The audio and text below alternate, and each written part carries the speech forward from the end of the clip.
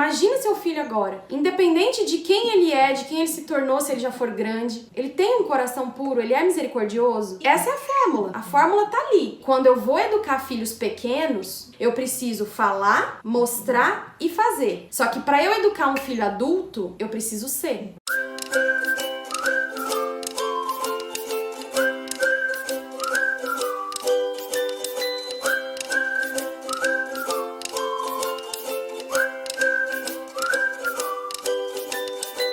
Mas olha, nós já estamos num bom número de pessoas, claro que vai entrar mais, mas nós precisamos começar, porque é um assunto muito bom que a Michele está trazendo para a gente. Então, nós vamos começar com uma oração agora. A Michele vai começar porque o assunto pode ser longo.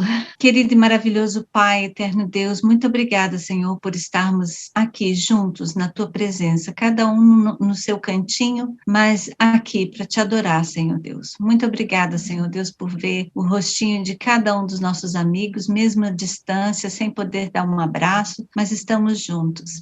Deus, quero te pedir pela vida da Michele agora, que o Senhor possa usá-la, Senhor Deus, com o teu Santo Espírito e que o teu Santo Espírito também traduza nos nossos corações o que a Michele vem trazer. É um assunto sobre educação, é um assunto difícil hoje em dia, que o Senhor possa usar a Michele para nos ajudar, Senhor Deus, junto a entender um plano que o Senhor possa ter, nos dar sabedoria para educar os nossos filhos ou ajudar outras pessoas a educar filhos. Muito obrigada, Senhor Deus, por esse encontro e eu entrego a Michele nas tuas mãos agora para que o Senhor possa dirigi-la com a palavra para nós. Em nome de Jesus eu te agradeço. Amém. Bom, pessoal, só para avisar vocês, eu tô gravando.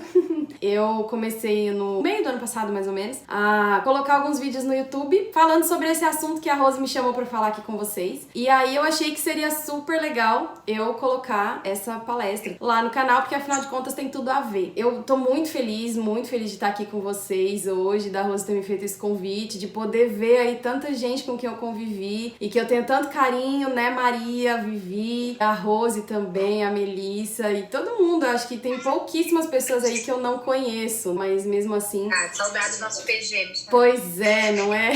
Saudade de vocês enorme e tô muito feliz de poder estar aqui vendo um pouquinho vocês de novo. Mas eu vou me apresentar, porque eu sei que tem gente que não me conhece e vou contar um pouquinho da minha história, que eu acho que nem os que me conhecem sabem algumas coisas, então vou falar um pouquinho aí de mim. Eu me chamo Michele Werder Lima Godinho, eu tenho bastante sobrenome. Tenho 31 anos, apesar da cara de criança, mas eu nasci em 1989, então vocês podem fazer as continhas aí pra ver que tá certo. Nasci numa família cristã, adventista do sétimo dia, desde sempre, desde que eu me entendo por gente. Acho que a maioria, se não todo mundo da minha família é cristão, é adventista, então eu convivi com esse tipo de formação, com essa educação familiar. Eu me lembro durante a minha infância de ter visto muito, tanto minha mãe quanto meu pai, lendo muito a respeito de educação, procurando muito informações para poder lidar com as faixas etárias que eu e meu irmão passamos, que todos nós passamos, mas que às vezes a gente vê que tem essa dificuldade maior numa coisa e em outra. Então eu sempre presenciei muito esse tipo de educação na minha família, dentro de casa, e na minha família com os familiares em si. Me casei com o Wallace, não vou entrar nos detalhes do nosso casamento, porque é muita coisa, é muito longo, é papo para outro dia. Logo depois de casado com ele, me formei em matemática, então eu sou formada em licenciatura em matemática, eu sou professora. Já fiz alguns cursos também nessa parte de educação, relacionados com engajamento familiar na educação da criança, inclusive esse eu fiz ano passado pela plataforma online de Harvard. Foram coisas aí que a pandemia nos trouxe, que a gente conseguiu aprimorar, mas outras coisas relacionadas à educação eu sempre pesquisei bastante, sempre gostei bastante de aprender. E não logo depois, mas um tempo depois que a gente se casou, eu engravidei da Tina, acho que a maioria de vocês conheceu, e agora ela tá enorme, já com 4 anos e meio. A Nath, depois, nossa caçulinha, nasceu aí, também tá grandona já, com 2 anos e 9 meses ela fez. Nessa nossa jornada de filhos, sempre me interessou interessou muito esse assunto de educação. Então, eu sempre pesquisei muito, desde a gravidez, porque eu sempre pensava assim, poxa, que tipo de mãe que eu vou ser? Qual é o tipo de educação que eu vou dar pros meus filhos? E aí eu pesquisava muito, eu lia muito, e por causa de todo esse caminho que eu trilhei, de toda a história que eu tive, tanto na minha educação em casa com os meus pais, quanto depois no momento em que eu me casei, quando eu fui ser mãe, por conta de tudo isso que eu aprendi, que eu vivi, tudo o que eu vou trazer pra vocês hoje é baseado na perspectiva divina de como nós devemos educar os nossos filhos. De acordo com a minha formação e a forma como eu cresci, como eu fui educada, eu não conseguiria desvencilhar isso. Então, tudo é baseado naquilo que eu realmente acredito que Deus deixou pra gente como forma de educar. E pra iniciar, eu tenho uma pergunta que faria, assim, vocês refletirem um pouco. Vocês não precisam me responder. Por que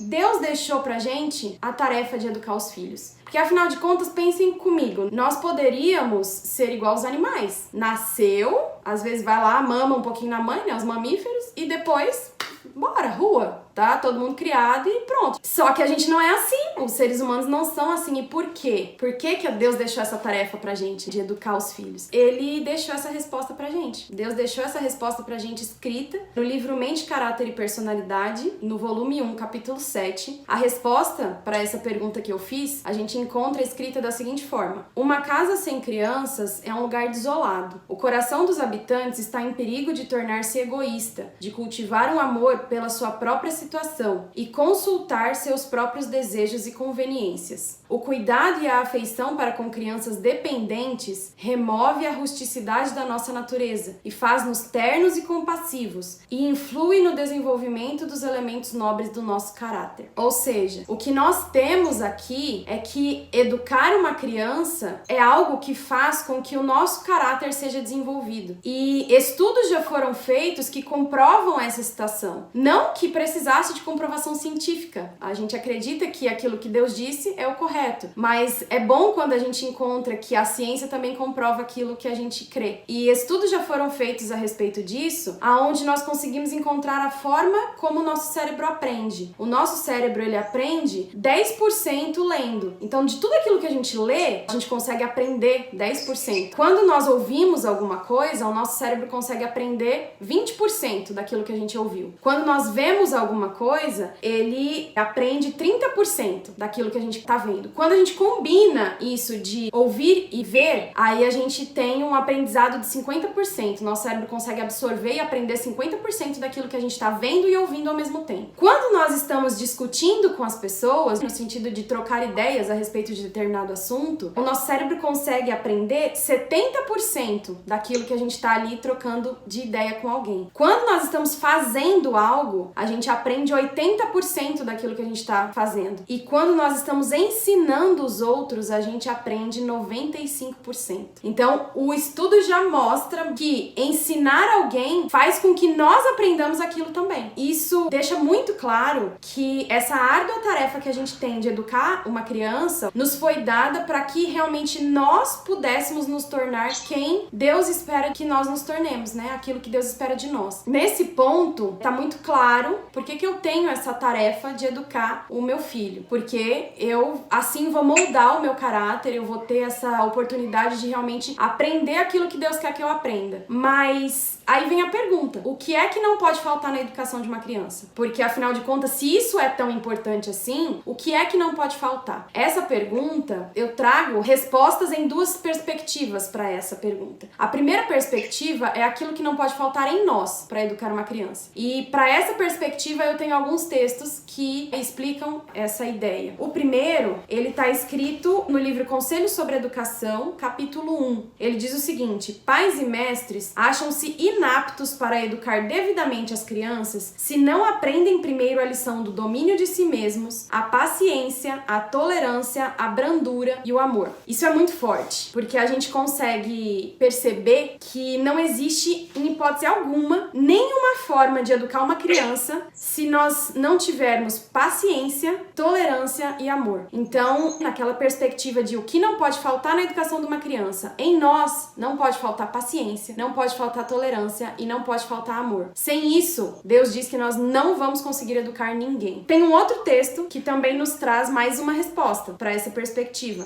que diz o seguinte: a mãe deve dominar a vontade e o temperamento da criança. À medida que a criança vai crescendo, não deve ela afrouxar a mão. Toda mãe deve tomar tempo para raciocinar com seus filhos, para corrigir-lhes os erros e ensinar-lhes pacientemente o caminho direito. Quando a gente pensa no caminho que a gente percorre na educação, a gente percebe que é um caminho longo. Ele não é curto. Não é assim, eu comecei a educar hoje, amanhã minha filha tá pronta. Não dá. Ele é um caminho muito longo e, para isso, eu consigo perceber que eu preciso ter perseverança. Então, os pais, na hora de educar os filhos, além da paciência, além da tolerância, além do amor, eles têm que ter perseverança, porque não é algo rápido, não é algo fácil, não é algo instantâneo. Hoje em dia, se a gente for comparar com outras coisas, tudo que tem valor leva tempo. Para você ter uma formação, você vai alguns anos aí estudando. Se você considerar que você quer se especializar, que você quer ser o melhor naquilo que você tá fazendo, não são só alguns anos, leva uma vida para construir isso. Se a gente vai aprender um novo idioma, eu passei por essa experiência, a gente pode até aprender aquele aprendizado instantâneo, onde você mergulha no idioma e fala, não, eu vou aprender e em 2 meses você tá falando, mas e para se especializar nisso, para falar bem mesmo? São anos, você não pega de uma hora para outra. Se a gente for fazer exemplos assim, coisas mais básicas, poxa, cozinhar, para você fazer uma comida boa mesmo, saudável, leva tempo. Não é de 3 minutos, que nem o miojo, que é instantâneo, que nem de 3 minutos é, né, que se você faz, ele fica cru em 3 minutos. A gente consegue ver que algo que é duradouro, algo que é importante, leva tempo. E por isso, a perseverança. Então, mais uma coisa que não pode faltar em nós, nessa perspectiva. Esse último trecho que eu li, ele tá no livro Conselhos para a Igreja, capítulo 36. E no mesmo livro, no mesmo capítulo também, nós temos mais um trecho que diz o seguinte: caso vossos filhos sejam desobedientes, devem ser corrigidos. Antes de corrigi-los, ide à parte e pedi ao Senhor que vos dê sabedoria ao lidar com eles. Então, nós não podemos ter em falta na nossa personalidade, no nosso desenvolvimento, no nosso caráter, a paciência, a tolerância e o amor, a perseverança e, acima de tudo, a gente precisa pedir orientação divina. Porque sem isso, todo o resto a gente consegue ali parcial, a gente nunca vai conseguir completo. Só que, na verdade, essa parte de não conseguir completo também é algo que pega bastante, porque às vezes a gente tenta, a gente busca e a gente erra muito. Eu me vejo muito isso com as meninas, assim, eu tento ter paciência o tempo todo, mas poxa, todo mundo cansa, né? Todo mundo tem dia corrido, todo mundo tem dia estressante, às vezes as meninas estão desobedecendo, às vezes elas estão pulando, às vezes elas estão brigando e a gente já falou porque não é pra fazer. E são coisas difíceis, mas a gente para pensar e a gente percebe que a gente reage da forma errada, que a gente tá ali tentando ter tanta paciência, que a gente tá ali tentando fazer tudo do jeito que a gente aprendeu a fazer. E na hora que, do nada, a gente vê que a coisa não tá funcionando, a gente explode e a gente erra. E na hora que a gente erra, a gente faz o quê? A gente se culpa. E aí quando a gente se culpa, a gente fala, ai meu Deus do céu, eu tô fazendo tudo errado. Deus não tá aprovando o que eu tô fazendo. Só que no meio de tantos textos onde a gente encontra Deus mostrando o que é que a gente tem que fazer, a gente também pode lembrar que Deus completa. Então tudo aquilo que eu tô tentando fazer, que eu tô tentando buscar, que eu tô tentando ensinar, quando falta em mim, quem completa é Deus, porque eu não sou perfeita. Então, se faltou na gente, se faltou nos pais na hora de educar a criança, Deus entende e Deus completa. Isso ele promete pra gente não só na educação, em várias outras áreas da vida, mas a gente pode contar com essa promessa na hora de educar os nossos filhos também. E, por fim, a gente já entendeu essa parte que não pode faltar em nós, e aí a gente vai pra parte do que não pode faltar pra criança. Porque, afinal de contas, a gente tem que lembrar assim, educar uma criança é algo que vai moldar o meu caráter também. Mas, ainda assim, a criança é o principal objeto dessa educação. É ela que precisa ter o foco do que a gente vai fazer. E aí a pergunta, então, é o que é que não pode faltar na perspectiva da criança? O que é que não pode faltar pra ela na educação? E aí a lista é gigantesca, porque essa perspectiva, ela é enorme, ela acho que não tem fim. Eu coloquei aqui algumas coisas, eu citei aqui algumas características na minha listinha enquanto eu tava preparando pra vocês o que eu ia falar. Eu coloquei coisas como respeito, obediência, simplicidade, bondade, cortesia, reverência, honestidade, conhecimento, caráter. O caráter abrange várias delas, né? Mas a lista é gigantesca. E se eu fosse citar todas as características dessa lista aqui, a gente não ia acabar hoje. Então, se a lista é tão grande, como é que eu vou resumir essa lista? A gente não precisa resumir. Deus resumiu pra gente na Bíblia. E tem 2 lugares que ele colocou esse resumo que eu acredito que um complete o outro, porque se a gente for observar, esses 2 textos que eu vou citar pra vocês, eles têm características muito semelhantes. O primeiro deles tá em Gálatas 5:22. Quem for bom de Bíblia vai lembrar o que é. Esse texto é onde a gente encontra os frutos do Espírito: amor, alegria, paz, paciência, amabilidade, bondade, fidelidade, mansidão e domínio próprio. Se a gente parar pra pensar nas características que a gente precisa ter como adulto e que a gente precisa ajudar a desenvolver numa criança, essa lista ela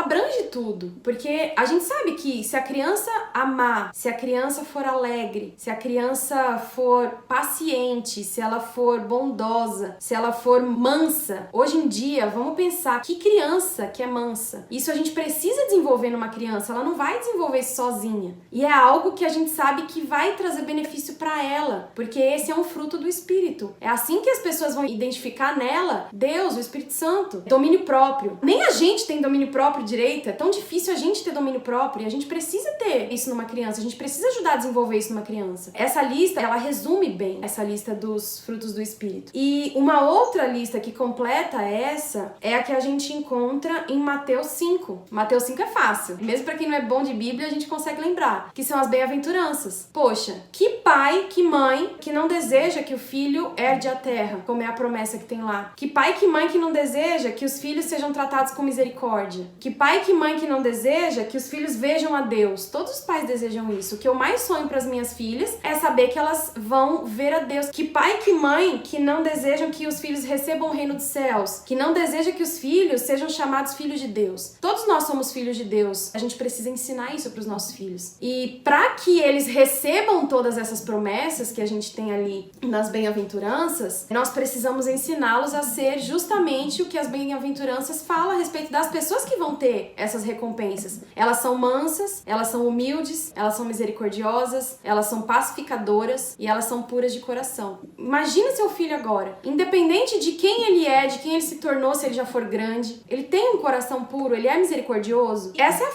a fórmula tá ali. Deus deixou pra gente escrito na Bíblia. A fórmula é essa, esse é o caminho. Se qualquer outra pessoa chegar pra você e falar, olha, eu fiz uma lista de como você tem que criar seu filho, e aí te der essa lista e você olhar e comparar, e a lista não for igual a essa que Deus deixou, deixa ela de lado. Porque é o único caminho que a gente tem que pode trazer como recompensa aquele ser humano que a gente quer que o nosso filho seja, é esse caminho. Só que aí vem a pergunta que a Rose tanto me fez e que é tão difícil. Pra mim, eu não tenho filho grande ainda, mas é difícil porque a gente tenta, a gente estuda, a gente se doa pro nosso filho. E aí o filho cresce e ele escolhe um caminho diferente. E aí? O que a gente faz? Porque se a fórmula, teoricamente, a gente seguiu, ou tentou seguir confiando que Deus ia completar o restante. E agora? E agora que ele cresceu e escolheu diferente? Existe uma coisa que às vezes é um pouco dura da gente ouvir, mas que é importante a gente lembrar. O livre-arbítrio, ele existe. Deus nos deu isso. Deus deu essa liberdade pra gente, Deus deu também essa liberdade pros nossos filhos, pra todo mundo. Então a gente ensinou, o nosso filho aprendeu. Ele ouviu, ele presenciou, ele fez tudo aquilo que a gente queria que ele fizesse quando ele era criança. E aí ele cresceu e ele escolheu diferente. Ele falou, não, agora eu não quero mais fazer isso aqui, eu não quero mais seguir isso aqui, eu quero fazer isso. E aí isso parte do nosso coração, porque a gente fala, não, mas eu ensinei tão certinho, eu fiz ali tudo que eu podia. O que a gente faz quando o nosso filho escolhe diferente? Qual é o caminho que a gente consegue tomar quando o nosso filho escolhe diferente? A gente deixa pra lá? A gente desiste e fala, não, eu não tenho mais o que fazer? Não, a gente não desiste. Só que agora a nossa posição muda, tá? Eu falo nossa, apesar de não ter filho grande ainda, mas é porque eu já fico imaginando quando as minhas filhas crescerem, quando elas estiverem escolhendo o caminho que elas quiserem seguir, depois de todo o esforço que eu fiz, depois de toda a luta que eu tive pra poder ensinar elas no melhor caminho que eu conheço, se elas escolhem diferente, qual é a minha posição? O que é que eu tenho que fazer? Porque a nossa posição muda. A gente deixa de ser pai e mãe e a gente vira irmão em Cristo. Então eu não sou mais pai e mãe do meu filho. Eu sou agora agora irmã em Cristo dele. E com essa nova perspectiva, eu preciso lembrar que quando eu vou educar filhos pequenos, eu preciso falar, mostrar e fazer. Só que para eu educar um filho adulto, eu preciso ser. Eu não preciso mais falar, eu não preciso mais mandar, eu preciso ser. E aí vem a pergunta: quem é que eu preciso ser? Porque eu não posso ser qualquer um. E a Bíblia traz essa resposta também. Eu preciso ser Cristo. Muitas vezes a gente tem a ideia errada ou a preocupação em falar assim: não, mas eu não jamais vou chegar aos pés de Cristo. Ele é Deus, né? Eu não sou. Eu sou um mero ser humano pecador. E aí eu penso que é blasfêmia, eu penso que é errado eu falar que eu tenho que ser Cristo. Mas não é. Porque Jesus, ele disse o seguinte: eu oro para que vocês sejam um comigo, assim como eu sou um com o Pai. Paulo cita isso. Paulo fala: me imita, porque eu tô imitando Cristo. Então, peraí.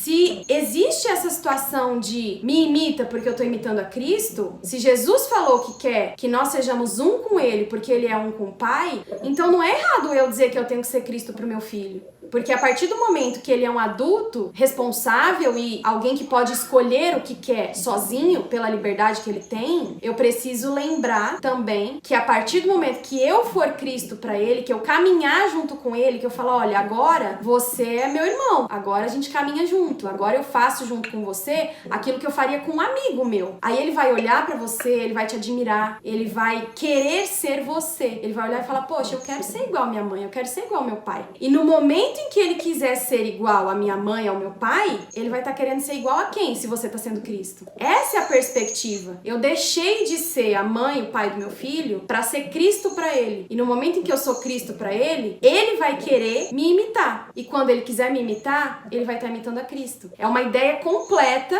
que Deus deixou, que não é fácil, nem um pouco, mas que é a ideia mais verdadeira que a gente pode absorver. Porque para educar um adulto, para educar um adolescente que já tá chegando naquela fase de eu posso escolher sozinho, a gente precisa caminhar junto com ele. A gente não pode mais simplesmente mandar e falar: olha, eu mando e você obedece e pronto, e acabou. Não é assim. Porque se fosse assim, seria fácil Deus nos educar, né? E se ele falasse pra você: olha, acabou, eu mando, você obedece e pronto, e é isso aí. Mas Deus não faz isso. Deus caminha com a gente. Deus mandou Jesus pra caminhar junto com a gente, exatamente o que é aquilo que a gente caminha, até mais, né? Até além do que aquilo que a gente já foi. E ele fala: não, vem comigo porque esse é o caminho, eu tô aqui, ó. Faz igual a mim que você vai ver Deus. E é assim que a gente tem que fazer com o nosso filho. Faz igual eu tô fazendo que você vai ver Deus. E às vezes você vai falar: mas ele não quer nem saber de Deus. Mas ele vai ver Deus mesmo assim, porque você tá sendo Deus pra ele. Você tá mostrando pra ele quem Deus é. E aí ele vai começar a entender que isso é bom, isso é algo que vai trazer pra ele a felicidade que ele tanto busca. Pra finalizar, infelizmente não tenho tanto tempo assim pra gente ficar aqui conversando, porque esse assunto de educação é um assunto muito grande e é um assunto que eu amo muito falar sobre ele. Mas pra finalizar, o pensamento que eu quero que vocês gravem é: seja Cristo, haja como Cristo, fale e pense como Cristo. Porque aí na hora que seu filho olhar pra você e pensar: eu tenho na minha mãe e no meu pai um espelho, é em Cristo que ele vai se transformar, porque é Cristo que você vai estar refletindo pra ele. Esse é o caminho, essa é a ideia. Pra criar filho pequeno, a gente é Cristo e a gente vai mostrar Cristo a ponto de que a gente vai mandar, ele vai obedecer, a gente vai ensinar, ele vai fazer. Pra educar um filho adulto, a gente vai ser Cristo a ponto de que ele só vai olhar pra gente, a gente não vai precisar fazer mais nada.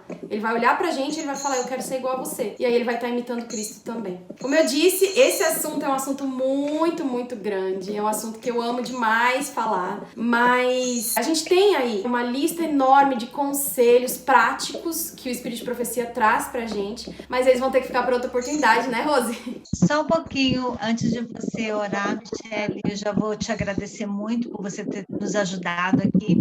E eu entendi que quando as crianças estão pequenas, nós ensinamos, educamos. E o que acontece quando nós temos filhos adultos, porque eu tenho filhos adultos e muitas vezes eu tive problemas com isso. A gente quer continuar dando aquela educação de puxar a orelha, de ficar falando. E é por isso que muitas vezes o adolescente ele não quer saber de ir para a igreja, não quer saber de Deus, porque a gente fica tentando empurrar neles. E ao invés de sermos amigos, né, e de tratar com carinho com o amigo, mostrando, como você falou muito bem, mostrando Deus através dos meus exemplos, mas muitas vezes a gente não é exemplo. Por isso que nós podemos pedir que o Espírito Santo de Deus nos conduza, nos ensine a educar, a reeducar os nossos filhos que já estão adultos, porque às vezes é a gente que joga eles para uma situação difícil. Entra também, Rose, na questão de que, assim, o filho adulto, ele não quer a gente mandando nele. A gente que é adulto, a gente não quer ninguém mandando na gente. E isso é muito complicado, porque a gente, como mãe, eu falo isso mesmo com criança pequena, é difícil você olhar para um filho seu e não pensar a ideia de eu mando nele. O que eu falo, ele tem que fazer. É difícil a gente pensar nisso. Mas, na verdade, quando ele se torna adulto, é isso. A gente precisa ser alguém que ele vai conviver como amigo. Não que nós vamos simplesmente deixar de fazer a nossa função só para ser amigo. Não é isso. Mas o amigo de verdade, quando nós tivermos esse relacionamento de amigos verdadeiros, a gente sabe que amigo também puxa a orelha.